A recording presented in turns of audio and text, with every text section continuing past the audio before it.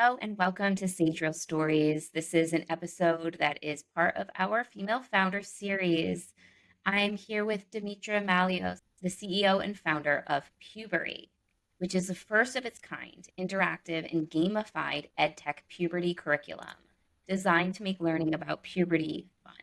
I love her platform. She dove into this journey after graduating from Columbia's Engineering and Business School in 2022, not too long ago. Prior to business school, she spent years abroad working as a global analytics manager at Adidas, global headquarters in Germany and the Netherlands. And she even played professional soccer while there. Demetra is the definition of a driven, innovative, resourceful, passionate founder. What she's done so quickly in terms of milestones in her company speak to that drive. And I'm so thrilled that she could take some time out of her very busy schedule to share her journey thus far with everyone. So thank you, Demetra. Thank you for being here and sharing. Thank you for having me. Super excited. And I also love the stories that you've already been sharing through your podcast. I was listening through quite a few of them, especially resonating. And I'm going to follow up after the call too with Joy's. So Joy Hoover, for those listening, is one of our part of our female founder series. Joy is tackling violence against women through a cosmetic based product. So it's not just using a lipstick as a lipstick, but for safety. So, right, she was mentioning that on the bottom, there's a button that connects to your app and it's an alert system. So if you're not feeling comfortable or safe in a certain situation, you're able to utilize that. There's also test strips in there to test for the alcohol to see if it's been spiked, which has happened to me. And I'm pretty sure almost every single person at some point, which is really unfortunate. But 1 in 3 is what she said. Really. Yeah, exactly. I mean, it's so many people. Yeah, I thought she was doing a really great. So I just wanted to share that. And her story, I just love it because it comes from personal tragedies in her life that she's turned positive. So, along those lines, Demetra, what prompted you to think about puberty and bringing puberty into the world? Yeah. So, and also maybe I'll mention on the name really quick. So, Puberry is supposed to be a fun pun, a little funny, play on puberty and berries, so like blueberry. And that's because if you see our logo then and also engage within our app, we utilize fruit characters to talk about different body parts. So we saw that teens, even adults, use, for example, a banana emoji or like a peach or whatever it may be to represent different body parts. And so we thought, why not play into it? Let's incorporate that into our platform. It's a fun, like, starting off point. We know kids will be laughing when you're uncomfortable and you first start talking about sex ed, for instance. And so that's why the name for Puberry. And as far as I know, there's no sexual innuendo with the blueberry. So that's why we chose that one. Not that I'm aware of, anyway. Yeah, I'm like not aware of it, but and then so why I started Puberry. So all of my experiences thus far have really helped form and shape Puberry. And it's a long story, I guess, if I were to list and reflect back on everything that I realized was happening and that was actually happening to a lot of other people and experiencing very similar types of scenarios. But really for me, what I like to share is a kind of a shorter synopsis. And so what happened was that when I was working at Adidas at their global headquarters in Germany, I had the amazing opportunity to lead the Global Women's Analytics 5-year global strategy. So we were setting it up and figuring out where we should put our efforts. And I had played soccer all my life. I was playing professionally there at the time. And so I really understood the value that sports has for a person. And especially as a woman, I believe that that's where it gave me so much confidence playing a sport from a young age. And what I found was when we were at Adidas, this was years ago, by the way. So in 2020 and like 2019, because we're developing it for the 2020 to 2025, there were these really big stats that were sticking out, which continue to persist today. And that was that young girls were dropping out of extracurricular activities due to their period. And this led to longer term health consequences. So including a lower, lack of self-esteem, self-confidence. On average, it was lower by more than 30% compared to their male counterparts by the age of 12. And what we were looking at and incorporating was this project called Period Play, where we were trying to think of, okay, what are other ways that we can make a young girl feel comfortable with like playing a sport while on her period? And then just thinking about that and then coming back to the United States, going to do my master's at Columbia, I had it kind of in the back of my mind and I started to reflect on my own experience. So what happened was when I first came here, it was 21, excuse me, November. It was my birthday. I got my period on my birthday and I got COVID on my birthday. And I remember thinking to myself, Yeah. yeah, I know, right? And it was actually like kind of a rough one for me. Like I was just feeling sick. And I remember thinking to myself, sitting looking outside my little apartment here, I was upset and angry that I had my period at the same time that I had COVID. In that moment, I stopped and I paused and I thought back to what I learned from the data that we saw at Adidas. I then started to reflect on my own experience and I was like, wait a minute, what was my first experience like that makes me feel that for some reason I'm comparing my cycle to being like actually sick with at the time was we didn't even still know that much yet, like a pretty scary virus. I thought that was a bit extreme and just didn't make any sense for something that's very natural. Like why am I doing that? And then I thought, so my first period, which is New Year's Eve, I had just turned 11 years old and I was my family. I come from a very traditional Greek family. I'm Greek. I love being Greek. But if you know a traditional Greek family, then you probably know that you never talk about your personal health, especially women will not talk about her period. Anything like that is totally off limits. And I have a brother, male cousins, all as the first cousins, and we were all together. I remember getting a stomach cramp. I thought I was getting sick. Turns out, literally, I waited until New Year's, yay, went to the bathroom, and it was my period. I was crying. I felt totally unprepared, embarrassed. I was also very angry because I remember thinking to myself, like, why me? Like, why me? Why now?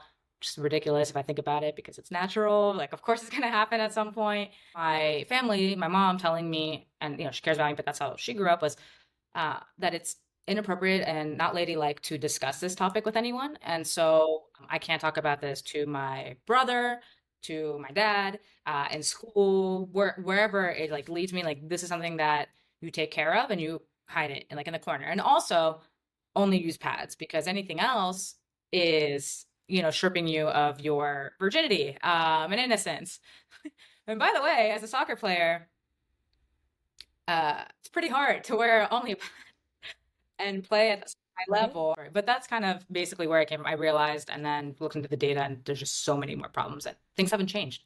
If anything, they've They have not changed. They have not changed. My daughter's 13 and she, had a very similar experience and really this why me? I have my swim meet today. I mean, canceling swim meets and this whole it resonates with me through her eyes and I think that I get why girls are dropping out of sports. I see it with her. I personally just love what you're doing. So you have thank this identified problem and how did you just leap into this product that you're Yeah. building? So when I was delving even more into the kind of data around and trying to figure out where's the issue coming from, and me being very data focused, I always want to go to the root source and the root cause of the problem.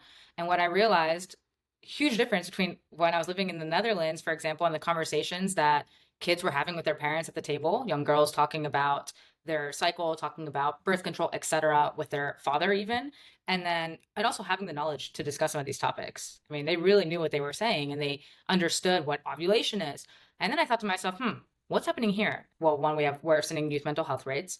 We have a very inconsistent health curriculum across the United States. Only 18 states require medically verified health education. So why is that the case? Everything should be medically verified and accurate. But then beyond that, it's so inconsistent. And so users, like not users, excuse me, but schools and the states can really kind of decide to interpret whatever guidelines there are as they wish. And this leads to extreme inconsistencies, type of education that you'll be receiving. And so, it's off topic to talk about mental health, or sex ed, both in school and at home. And that's a problem. And that's what leads to those long-term health consequences, including those like worsening mental health rates. 1 in 5 students in the US having thought about suicide. And more than 80% of users today, students, are learning via TikTok. We also see that we have the highest STD, STI, and teen pregnancy rates of any developed country. And yet we have a robust healthcare system, but we're not talking about how to learn about your body and health and how to take care of yourself. So for me, health has always been the number one most important aspect of someone's life and my life. And I think that we should take it just as seriously as you take math class, for example. You should really know what's happening.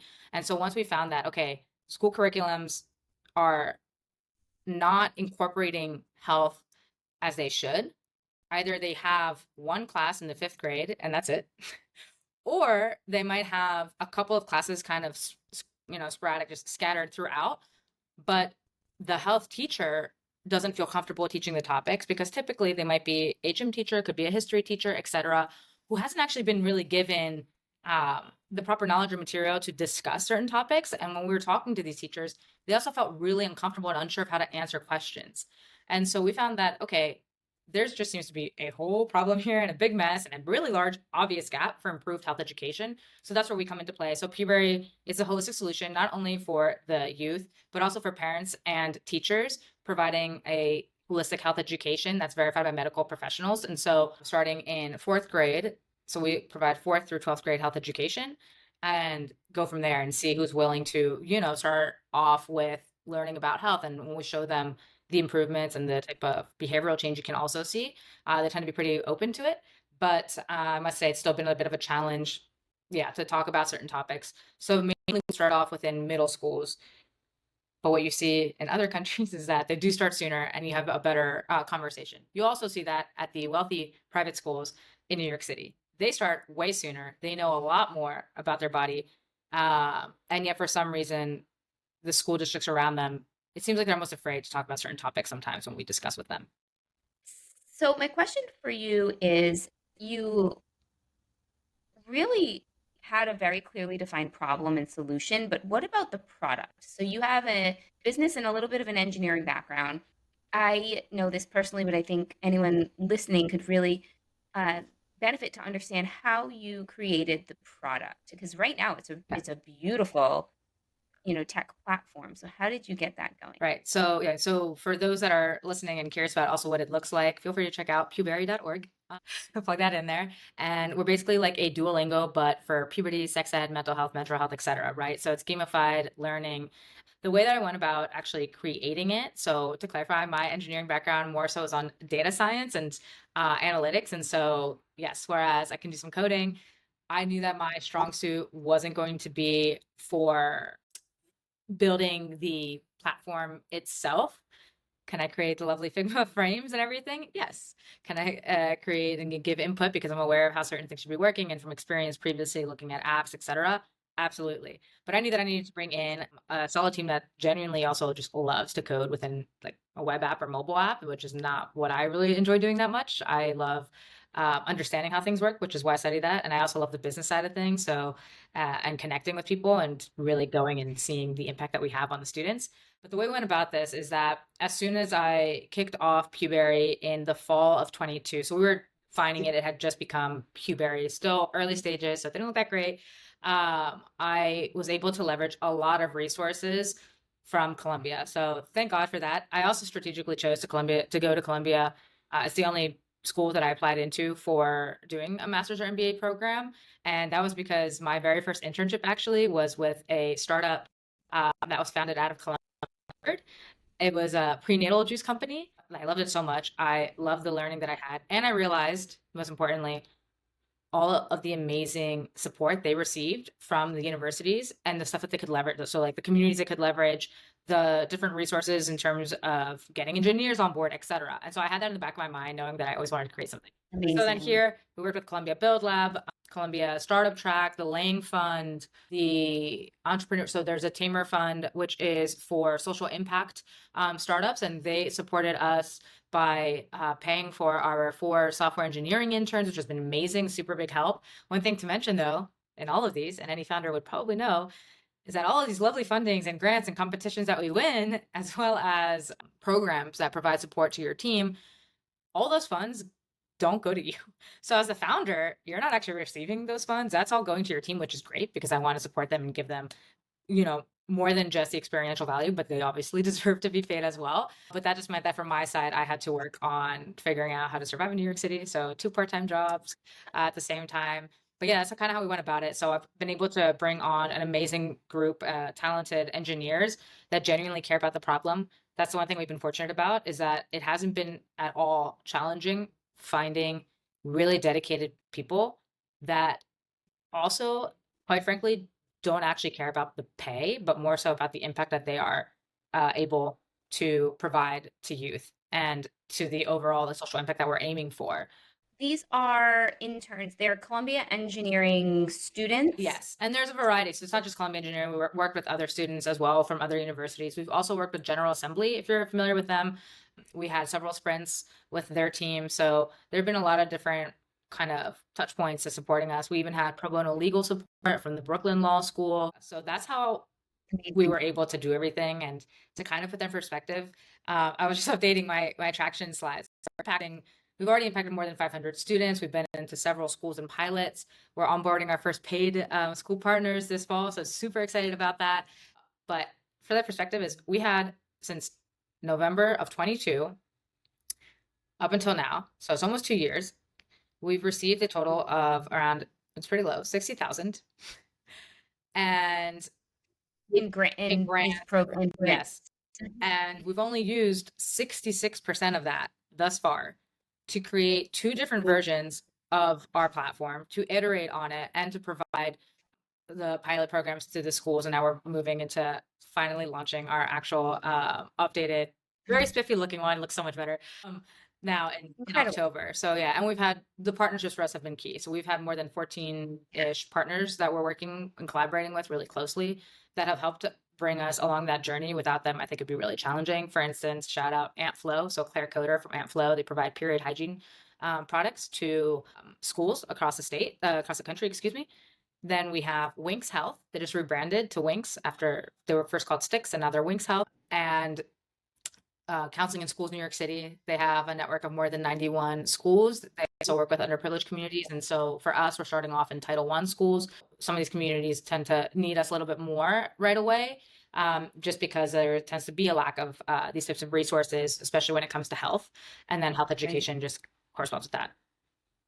So these such great traction again in such a short amount of time, especially with a product. How many people have been helping you in total create actually on the technical side? Like, and how has that been to manage, when you're not incredibly technical yourself? Yeah. Great question. So this is the one thing that if I could do differently, I would probably do slightly differently, but that would mean if I had more money, then I would do it differently. But given that I didn't, I had to be scrappy with it, which is fine. And I always believe that I think even like a high schooler or even a middle school, if you're an insane coder, like you're an insane coder.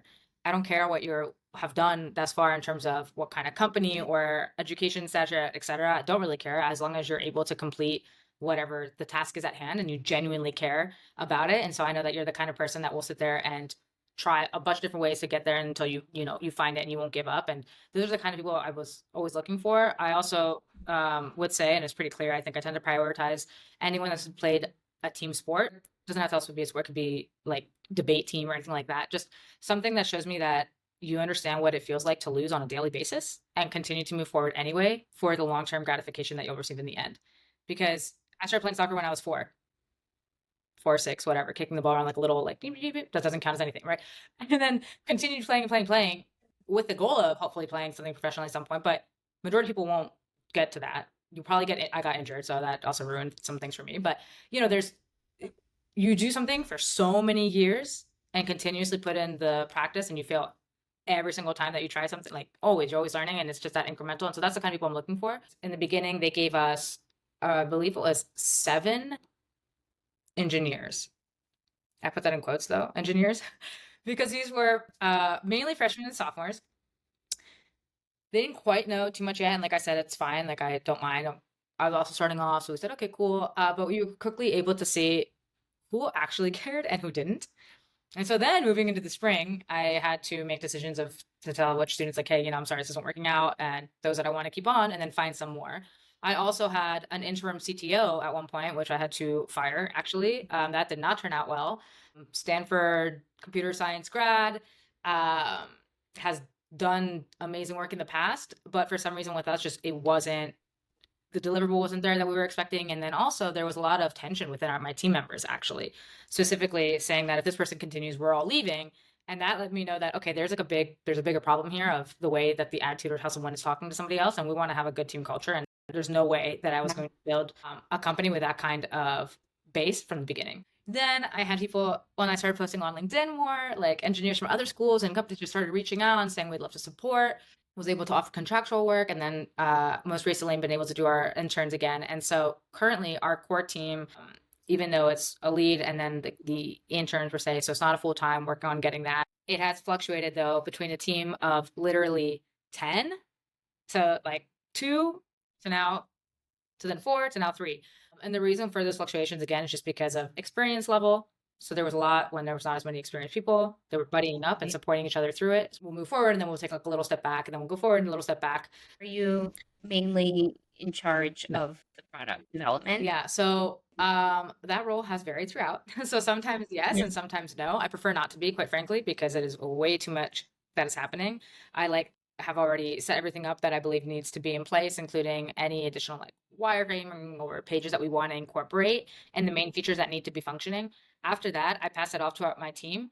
Previously, it was me mainly, but now we're at a point where it was me plus it would fluctuate between if we had like a really experienced person on the team or not.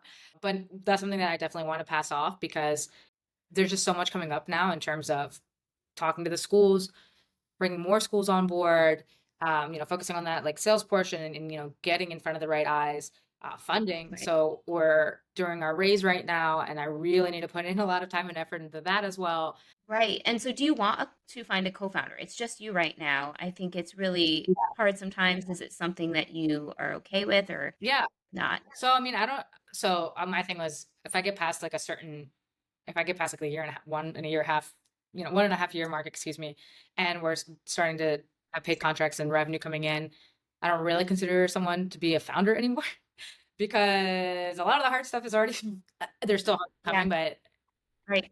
it's at a different stage. So I'm looking for like a CTO level, 100%. So you're Yes. fundraising. Talk a little bit about that journey because you and I had this conversation. I think it's really valuable for female founders tuning into this to kind of hear really the challenge that you're facing, which I think will Yeah. resonate with a lot. Yeah. So I think it's amazing when there is the opportunity, if you feel comfortable and if you have that as an option to raise a little bit from friends and family so that you can, give yourself some sort of runway to focus fully on your business.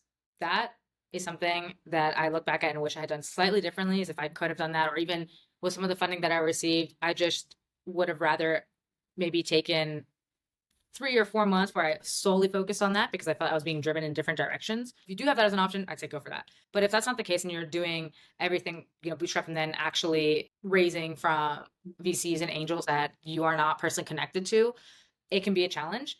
It will take quite a bit of time. And for me, that's why I have been working 2 part-time jobs. So I was working at a store in Soho, a Greek store. If anyone here is in New York City, Gores is what it's called, #1 skincare brand in Greece. And they also actually provide some product in our puberty kits. So it's really great. And I also was just shortly here, personal trainer at Equinox. But that being said, that took up a lot of time. And so what I've now done is put all my efforts towards the raising until you find the kind of VCs and angels that are actually genuinely interested in what you're doing and understand the problem you're solving. That was the key part. You'll probably hear a lot of, this is a passion project. And that's very annoying to me because one, don't call it a project in my mind because like it's a business. Like, would you say that to someone else? I don't know. And just because it's something that creates genuine value beyond maybe the sale of, some sort of tech platform, etc., it doesn't mean that, passion should be viewed in like a negative connotation sense of passion project. Like what's wrong with creating genuine value? So that's something we heard a lot of. It's not venture backable. I'm like, why would you say that? And they say, oh, because we don't see the scale because we're talking about anyone ages 8 to 18, but what happens after that age range? And I'm like, well, that's like a lot of years of someone utilizing your platform and customers and paying you. So that was something that came up a lot. I know talking to other women that are specifically in like maternal care, for example, are getting very similar replies of saying this only happens for a very short time frame, so it's like not sustainable. And I'm like, everyone goes through this. The other thing that we found is that, and I've been hearing it a lot from other female founders, I don't know if that's necessarily, if that's the reason or what it might be, or if it's because of the environment. But I feel that even as from what I've seen, despite a lot of the traction that we've had, it's been very challenging for others to kind of recognize that as really incredible traction.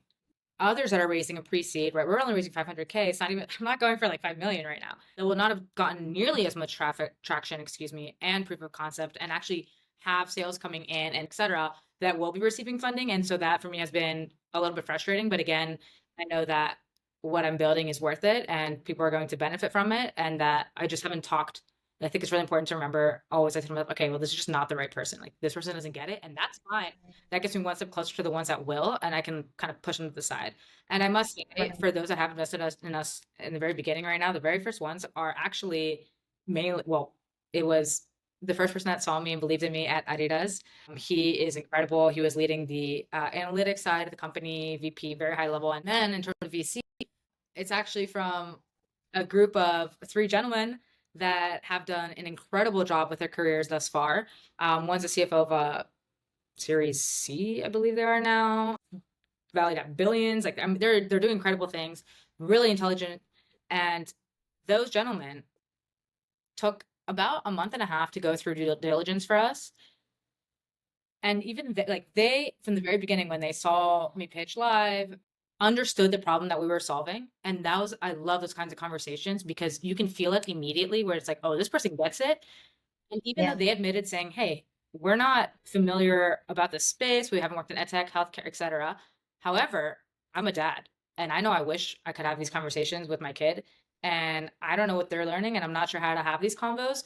And I can see what's happening with social media and the types of, let's say, learnings that kids are taking from that. And I wish this is what Yeah. we could use instead. And so those are the kind of people that we're trying to find now. And it's been incredible for those that we have found. And the conversations, I must say, now that I'm starting to talk to more, are getting better. Like I feel like I'm getting much closer because they're becoming And that's valuable. it. Right. And so, what's really important, I think, about this, about your fundraising journey, is two things, many things, but two things really stand out is that you have to continue to earn some income through your part-time work. And so, without complete burnout, you've had to pace yourself with fundraising. Yeah. You don't have the luxury of being able to go all in and make this a full-time 50, 60 hour a week job, like is recommended to founders. And so you've had to just do what you can. You said your conversion rate was high, right? So you just need more and more conversations, which you're getting better at as you go. So there's so many ways to do this. And I think just yours is an example of what I think many women founders have to go through when they fundraise. Obviously, you will be moving a bit slower. And that I'm feeling, and it has been a little bit painful for me. But right now, I actually just got enough so I can pay myself for the next 4 months. And so, yay, no part time for at least 4 months.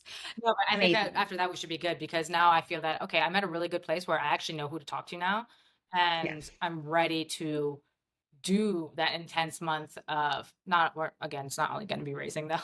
Great, look at the product. We have to go to schools, but at least I can focus on it with many more hours and focus instead of being drawn into other areas of my life and things that I need to take care of. And so that'll make a big. Knowing you, that's going to be paying dividends for your traction. I just know So that. So I'm thank really you, thank you. excited to see that. So to wrap up, I'm going to ask you some questions that I'm asking all female founders. What has been the biggest challenge for you personally on this journey? And how have you navigated Sure.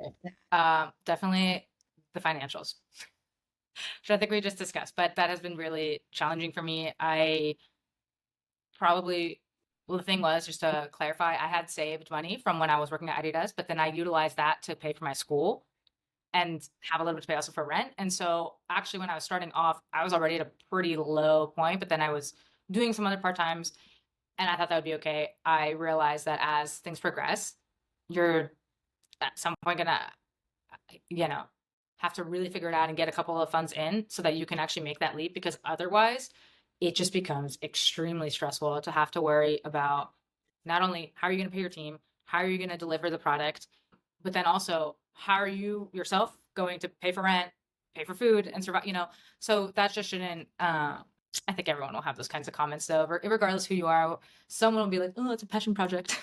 Or like, just why. A side I actually had a hustle guy or tell me at the gym who works at a well-known bank, and he said, well, why would I need to know like the specifics of, let's say, like someone's cycle, that kind of a thing. And I said, well, we teach both like men's and women's health, first off. But chances are you know a woman. Either you're going to be dating one, married to one, have a sister, maybe you have a mom, someone, your friend, someone in your, one of your colleagues, whatever. Point is, we all interact with each other. And my question to him was, because he was acting like he knows everything. So when can you get a woman pregnant? By the way, for context, this guy is 30. So I asked him, when is the ideal time? Or like, what's the time that you need to be careful because that's when she can get pregnant? Can you please guess what his answer is? This is me like I can't, I don't even, I could, there's a million guesses. right before she gets her period. And I was like, sir, that is incorrect. The point was, I think that it kind of landed a little bit and he got a little annoyed. We also did some like surveys even at Tech Day here at the Javits Expo Center.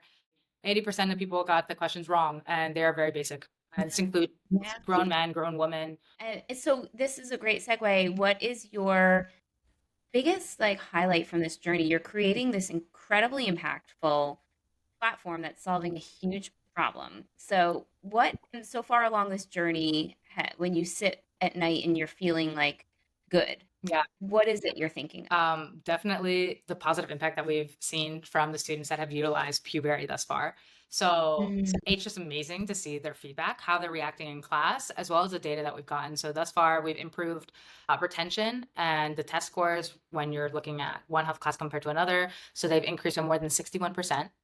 And most importantly, though, for us, and what I was aiming for, is an increase in comfortability and confidence amongst youth to talk about their health topics, questions, and even feel comfortable going to an adult. And that increased by more than, drumroll, 90%, which is insane. Wow. And we're really happy about that. And even teachers were expressing that, and parents too, saying there's actual dialogue happening, there's open conversations, people are sharing more. One of the most impactful moments for me, and I will never forget it because I was shocked, quite frankly. We were leading an online course session actually for some students that didn't have access in their schools we couldn't get to for Puberry, but we said, hey, we have an online summer course talking about different health topics.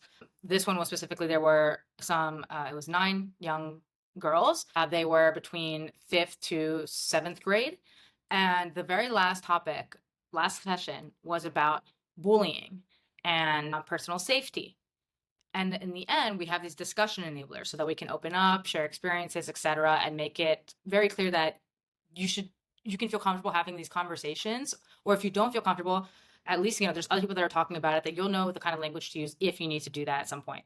And the girls started sharing. I did not ask them to do this, by the way. I said, what would you do if you see someone getting bullied? How would you help them? And the very first person started sharing their personal experience of getting bullied. Then the next girl hops in and shares her experience of getting bullied.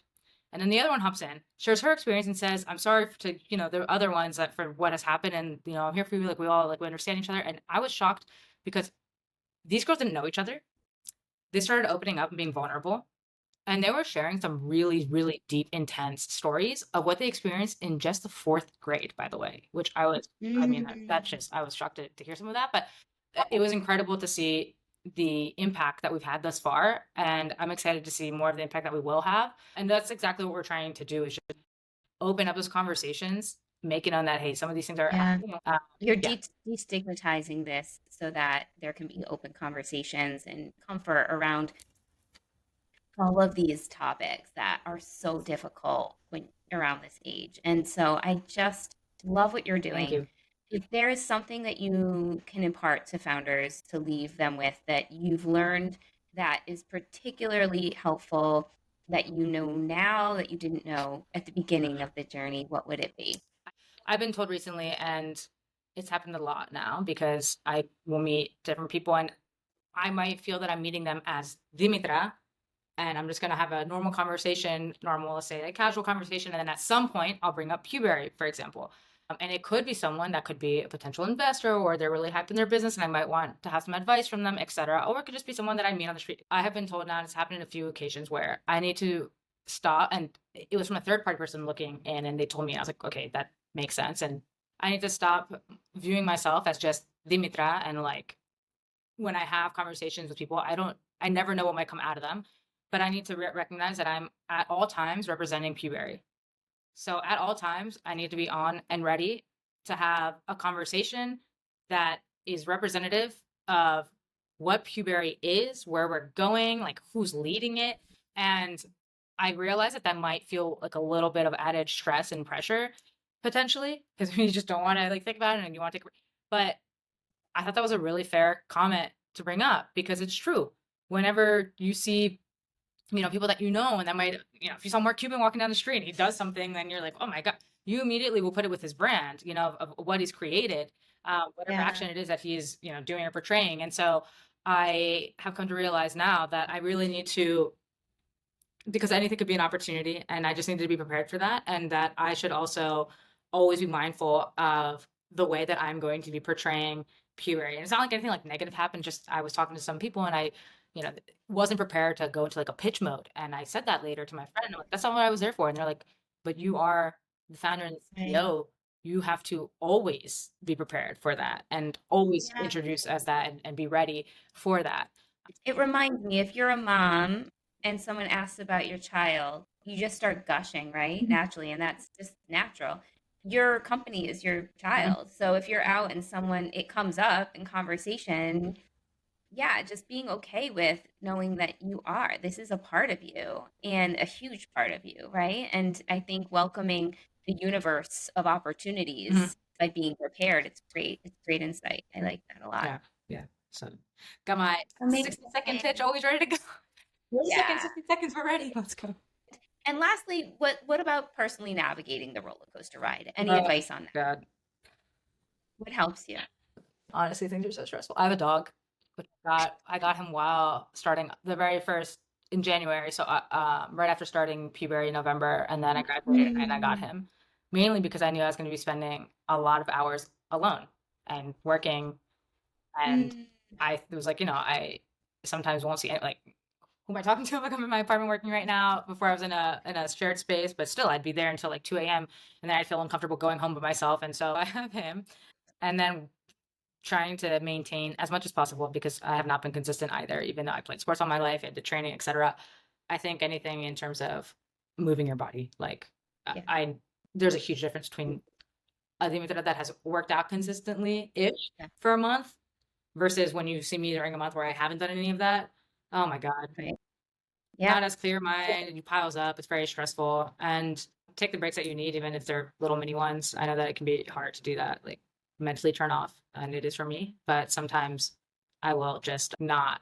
I will put my phone on silent or like not take it, just go sit and look at the water. Or there's a yeah, section here at Central Park that has turtles, and I just go and I chill with them, and with my dog. yeah. You know. Just kind of like ground yourself, right? I think that's what exercise does too for me is it just helps me see the forest through the trees and gives me Yeah. that you get in your own head, right? As a founder and everything just like you said piles up and so giving you that clarity, both of those things. Oh, And the dog, I mean, and listen to this podcast.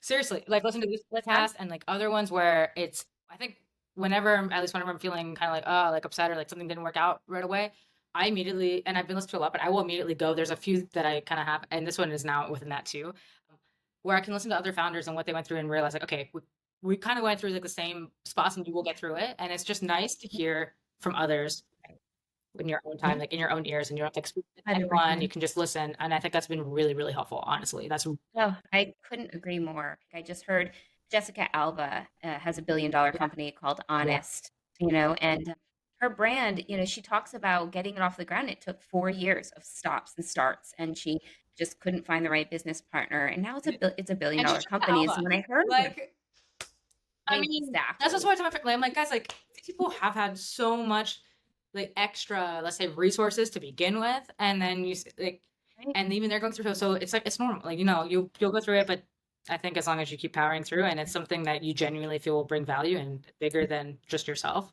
you'll be able Right. to deliver, and people will recognize and kind of flock to you. Yeah.